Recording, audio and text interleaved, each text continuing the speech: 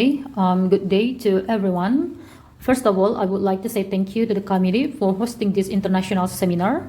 My name is Siti Oryza Sativa, along with Marifatul Solihat, Muhammad Yudhistira Aziz, and Muhammad Ali Zulfikar from the Department of Chemistry, Institut Teknologi Bandung.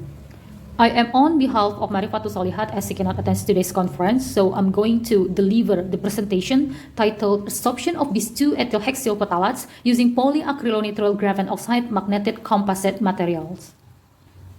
These two ethyl hexyl phthalates, or I will make it short to DEHP, as you may see here that this is the structure of DEHP. It belongs to a family of chemicals called phthalates, which are added to some plastics to make them flexible. DEHP is still used in various types of plastic consumer products like plastic food packaging materials, medical devices and equipments, and also a lot of beauty products bottle. The question is, why are we being warned about the potential exposure to DEHP? Exposure to DEHP may increase the risk of cancer, harm the male reproductive system, and also during pregnancy may affect the development of the child. These are a recent publication about DEHP removal by using microbe degradation, extraction, rotating biological contractor, advanced oxidation process, and also adsorption. In the study, we chose adsorption process because it's simple and it's good as pollutant removal. There's a recent publication about adsorbent for DEHP removal and its weaknesses. This adsorbent has poor selectivity depending on pH and temperature, and it needs time for adsorption process. So in this study, we synthesize composite and then we disperse it to polymer to make it as a membrane.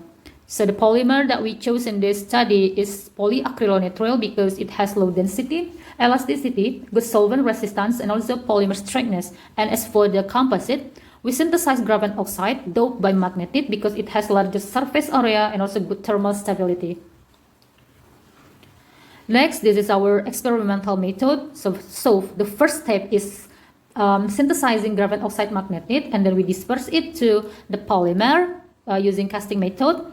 We then did the optimization of adsorption parameters, and eventually we study its kinetic reaction. And this is the route to synthesize graphene oxide magnetit. We use graphene oxide standard and verum chloride, verum sulfate as the precursor of magnetit. This is the material synthesis of polyacrylonitrile graphene oxide magnetit. We dissolve a certain amount of PANs into its solvent, which is dimethyl fluoride, and then we added some certines of graphene oxide magnetit into the polymer. We did the casting method to make it as a membrane, so to aqua demineralize and then the sample released from the glass plate. Okay, for the next, I will explain about our result on this research. So as you may see on the screen that this is our FTIR spectrum of composite material. From the spectrum of FTIR, it can be confirmed that our material has the functional group of magnetit and also graphene oxide. Yeah, it can confirm it has verum oxide, C double bond C, and hydroxide functional groups. And also for the membrane, it also can be confirmed that it has verum oxide, Cn, Cc, and hydroxide. And next, I will explain about the scanning electron microscope characterization. The same analysis was conducted to compare PAN graphene oxide, and PAN graphene oxide magnetit. In the surface cross-section of the material, it can be seen that the higher concentration of graphene oxide added to PAN, the presence of PAN in the material decreases. You may see the white dots become decreases here. And then from the latitude cross-sectional imaging, it can be seen that there is an increase in the number of pores when added with graphene oxide magnetit. So based on this observation, it can be concluded that the addition of graphene oxide magnetit has the potential to increase material porosity. And next, we did the study to choose which one of membrane that has the best or the highest percent adsorption by varying composite composition dispersed to PAN. As you may see on the graph that the number one membrane, which is 12% PAN, 10% graphene oxide magnetic soaking time 5 minutes has the highest percentage of adsorption. It's around 6%, so we chose this membrane for the next study. And then we jump into the adsorption process. Firstly, we optimize the contact time. Contact time is one of the factors that affect the adsorption process. It can be seen that when the first 10 minutes to 60 minutes, the adsorption percent increases slowly, then rises significantly in the range of minutes 60 to 90 minutes. However, when the 90 minutes to 150 minutes, adsorption tends to be constant, so the rate slows down. Why this happen? So from our study, this is because at the beginning of contact time, the active site of the adsorbent occupied by the EHP is still smaller, so that the EHP is still easy to get into the active site of the adsorbent. So from this result, we chose 90 minutes as the optimum contact time, with the percentage of adsorption is around 8%. And then the optimization of mass material. As you may know that the absorbent mass also affect the adsorption percentage. From the curve, it can be seen that the larger the mass adsorbent, the percent adsorption will increase. But at a certain mass, the absorption percent will be relatively constant and then decrease slightly on the addition of mass. It can be concluded that the higher the number of adsorbent, the less adsorption capacity will decrease. So in this study, we chose the optimum mass material is 0.08 ppm, with the percentage of adsorption is around 5%. And next, about the optimization of the EHP concentration. From the graph here, it can be seen that at the concentration of 10 to 150 ppm, the percentage of adsorption rises slowly, and then at the concentration of 150 ppm to 300 ppm, rises significantly. But at the time when the concentration is 300 to 500 ppm, the percentage adsorption tends to be fall. Why? This is because at low concentration, it also has the competition between DEHP to occupy the active site of adsorbent is still smaller, so which causes the lower adsorption. So from this study, we chose 300 ppm with the percentage adsorption around 12% is the optimum concentration from this parameter.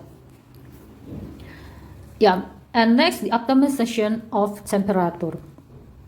Temperature is also one of the factors that influence the absorption process. To see the effect of the temperature on the EHP adsorption in this study, we carried out at the temperature of 25 degrees Celsius, 45 degrees Celsius, and 55 degrees Celsius. It can be seen that there is a decrease in the adsorption capacity along with the increase in temperature. This indicates the possibility that the adsorption process that occurs is physioption. Namely, the adsorption process occurs due to the weak of van der Waals interaction between the EHP and the membrane. So from this study, we chose the optimum temperature is 25 degrees Celsius, or at room temperature, more or less. And then we jump into the adsorption thermodynamic study. By plotting ln K against 1 per T, a linear regression equation is obtained with slope produces and the intercept. The adsorption thermodynamics can be calculated based on equations. So from the equation, the EHP adsorption parameters material on the graphene oxide are obtained, and then the result is that the adsorption process is exothermic. And next, the adsorption kinetic study. The determination of adsorption kinetic was carried out to determine the rate of the EHP adsorption on the pan-graphene oxide magnetic composite material.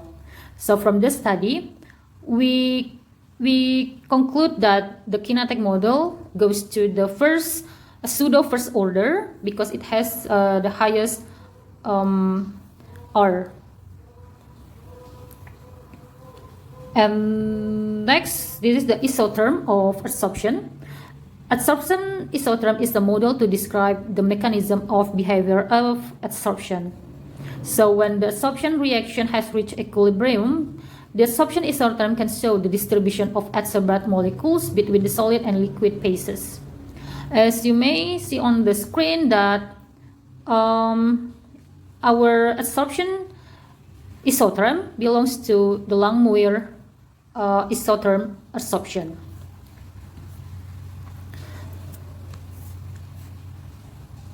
To see the efficiency of the pan-graphene oxide magnetic composite material as an adsorbent for DEHP compound from the solution, we did the literature study. From the table, the maximum adsorption capacity of DEHP adsorption on some adsorbent range from 10 to 40 milligram per gram. So this is our recent study. This is the conclusion from our research. The material has been successfully synthesized by using casting method. FTIR characterization confirmed the functional groups. SEM ADX characterization showed that the porosity of graphene oxide magnetic agent to pan increase. We also study the optimum parameters of adsorption of DEHP. Adsorption of DEHP by membrane is exothermic. The kinetic study results that the process belongs to pseudo second order with Langmuir isotherm adsorption. And then by the literature study, pan graphene oxide magnetic has also capability to adsorb heavy metals like Pb and Cu. So this is our suggestion for the next step or research, which is adding hydrophobic group attached to the material, synthesize MMIP with the EHP template for greater selectivity, and also do the advanced study for adsorption kinetic model of DEHP by using polyacrylonitrile graphene oxide magnetic. And this is our references. Thank you. Thank you so much.